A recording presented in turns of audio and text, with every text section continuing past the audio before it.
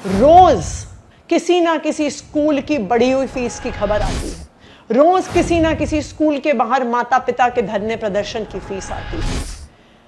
चाहे रुक्मिणी देवी स्कूल हो, Greenfield public school हो, ITL पब्लिक स्कूल हो, Saint Angel senior secondary school हो, चाहे रोहिणी में लांसर्स कॉन्वेंट हो, ये तो कुछ ही उदाहरण हैं स्कूलों के जिन्होंने अपनी फीस बढ़ाई है।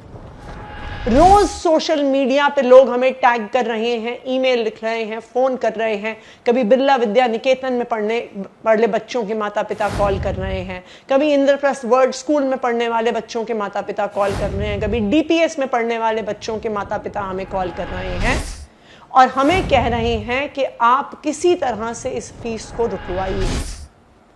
हम तो विपक्ष में हैं, हमें क्यों कह रहे हैं? क्योंकि उनको भरोसा नहीं है कि भारतीय जनता पार्टी की दिल्ली सरकार इन प्राइवेट स्कूलों पर लगाम लगाएगी।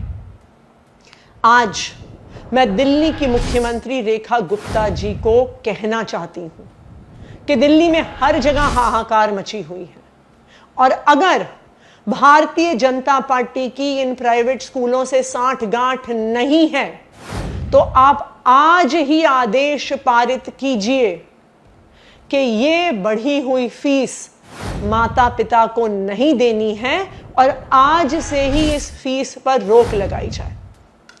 तुरंत सब स्कूल जो अपनी फीस बढ़ा रहे हैं उनका ऑडिट करवाया जाए और ऑडिट होने के बाद ही किसी भी स्कूल को अपनी फीस बढ़ाने का और बढ़ी हुई फीस माता पिता से लेने का अधिकार दिया जाए। तो हमारी भारतीय जनता पार्टी की दिल्ली सरकार से 3 मांगे हैं।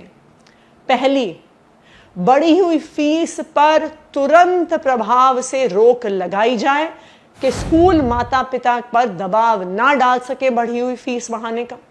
दूसरा, सभी प्राइवेट स्कूल जो फीस बढ़ा रहे हैं तुरंत CAG इम्पैनल्ड ऑडिटर से उनका ऑडिट कराया जाए।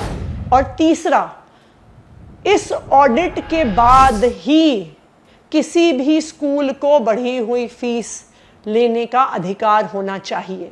अगर ऑडिटर कहेगा कि स्कूल मुनाफाखोरी नहीं कर रहा, तभी स्कूल को अपनी फीस को 1%, 2% भी बढ़ाने का अधिकार होना चाहिए।